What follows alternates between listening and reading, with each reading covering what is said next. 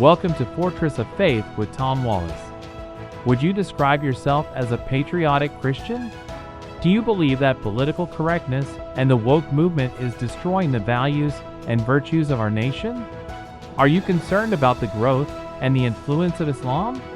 Do you fear God and desire for our nation to repent and return back to the Bible? If so, you will find a home here at Fortress of Faith. We meet each day at the corner of truth and courage to give a Christian perspective on the dangers and trends that are threatening our values and faith. Our host, Tom Wallace, spent many years overseas in missionary service. 12 years ago, he founded this radio ministry, and today we are going to get very practical. We are going to answer the question of what happens when doing right goes wrong. There is a story in the Bible called the Tale of the Bricks, which illustrates for us why God allows things to go wrong when we are trying to do right. Stay with us for the next few minutes as Tom unpacks this mystery. There's a saying out there, no good deeds go unpunished. I remember coming off the mission field. We were shipping a container of our goods back here to the States. We were coming from Europe and landing on the west coast there in, Bellingham, Washington. And so, we looked at ways of shipping our things over. But it turned out that the cheapest way, because we weren't in a hurry, was literally slow boat to China. I'm here to tell you, my furniture has traveled more than I have. I mean, it's been places that I've never been yet. So it went to Shanghai and made its way over to the United States into Seattle.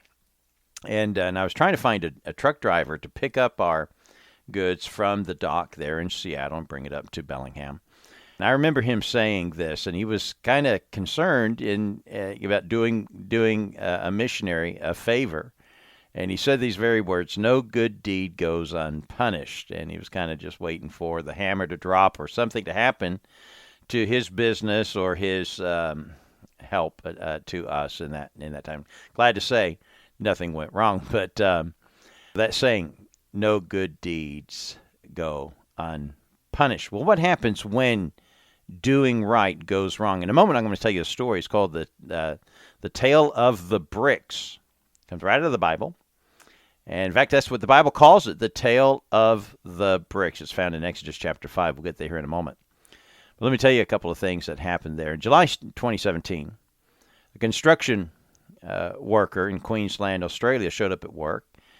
And in this sand pit, a kangaroo had gotten stuck in the mud and sand. And it was acting like quicksand and swallowing up this animal. Well, Ethan Thompson jumped in to rescue the roo and found a long-handled broom and struggled and saved and rescued this kangaroo from peril. However, the kangaroo didn't seem to appreciate it.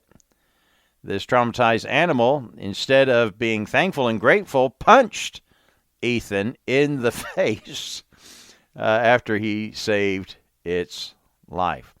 There's another story. A man named Bobby McDonald. He was running for re-election for city council in Walton, Kentucky back in 2012. His wife was exhausted from working in his campaign and trying to help her husband get reelected. In addition, she was working 12-hour shifts at the hospital and raising 3 of their kids. And as a nice gesture, he told his wife, or just let her sleep in. He knew she was exhausted. And because she was allowed to sleep in, she didn't get to vote. Well, when the vote count came out, Bobby McDonald tied with the other candidate at 669 votes, each tied. And the election was ultimately decided by a coin flip, which he lost.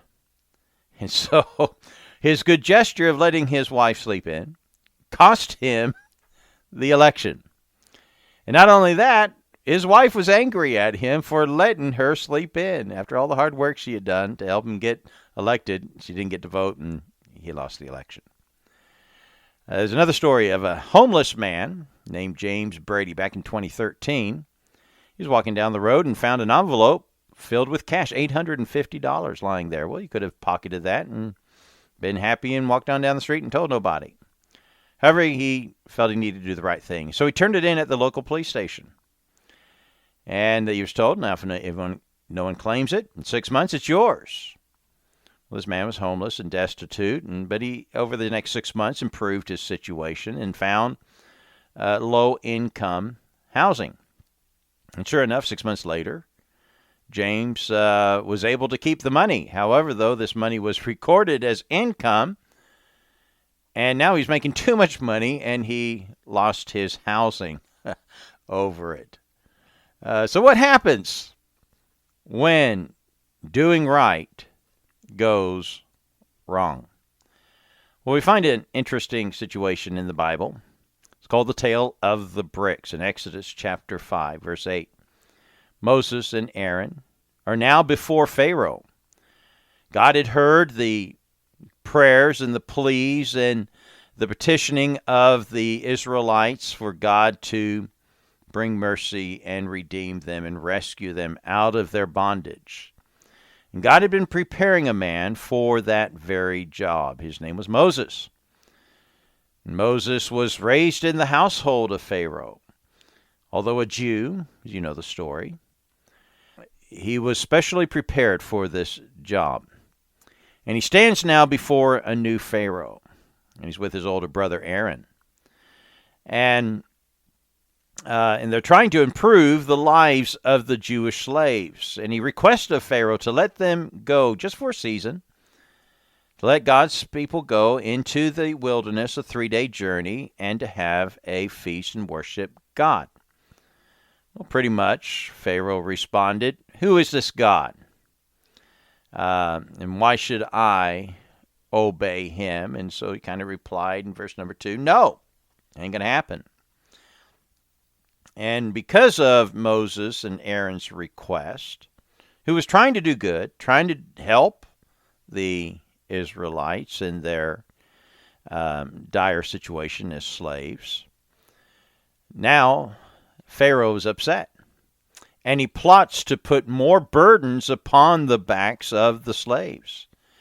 In verse 10 through 14, we find that no longer are they going to provide the straw to make the bricks, and they had a quota to meet. They couldn't diminish their work, but now they had to add to their labor to go find the straw to be able to make their bricks.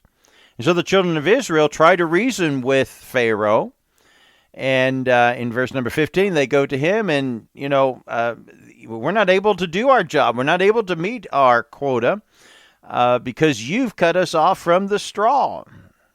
But apparently the Pharaoh is not sympathetic to their new ordeal. And so they turn now their attention to Moses and to Aaron, and now they face off with him. "Let God be your judge," they said, "for what you've done to us." And so what does Moses and Aaron do? Well, here they are. Put yourself in their shoes. They got to feel, man, this isn't how we planned this. This isn't what we intended. We're wanting to bring relief, and now we've added more burdens to their lives. And so they only do what they can do and go to God and ask God for help and instruction in this. Because after all, they're simply following what God told them to do. It's really not Moses' fault. It's not Aaron's fault. They were obeying God. And God reminds them about something. In verse number 1 of chapter 6, he said, "Now I'm going to show you my strong hand.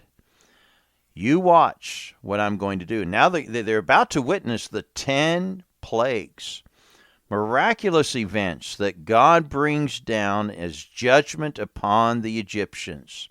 And not only does it say in verse number 1 that we're going to see the strong hand of God, but it also says, let me read this. "Then the Lord said unto Moses, Now shalt thou see what I will do to Pharaoh, for with a strong hand shall he let them go, and with a strong hand shall he drive them out of his land. So who's going to do the driving? Pharaoh's going to do it with a strong hand. He's going to drive them out. And boy, did he. When it finally came that Pharaoh and the Egyptians said, enough, get out of here. Now we see God bring blessing in Exodus chapter 12, verse 36. The Bible tells us in verse 36 that they spoiled the Egyptians. Verse 34, we find they take the gold and the silver and the raiment. And later on, we find they take the cattle. And there's something very interesting that we find in Genesis chapter 15, verses 13 through 14. Back when God was making his covenant with Abraham, and before he puts him into a deep sleep and passes through the covenant, through the sacrifice, and puts that responsibility on himself, the Lord does, there, he tells Abraham this, that your people are going into a faraway land, and they'll be in bondage for 400 years. But when they come out, they'll come out with great substance. In fact, Psalms 105, verse 30, Psalms 105 tells us pretty much the same story. But in verse 37, it says, he brought them forth also with silver and gold. And so they came out. Not only did God deliver them, there was extra labor, extra hardship placed on them. But understand this, God always has a purpose for the pain. God often will bring us to the end of ourselves because that's where we come in touch with the beginning of God. Please understand this. If you've not discovered this in your life, in your Christian walk with God, look for this. Understand this.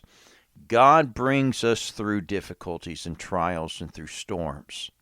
And every storm has a school. And what is God trying to teach us? He's trying to show us the end of ourselves and the beginning of God. That's where faith begins.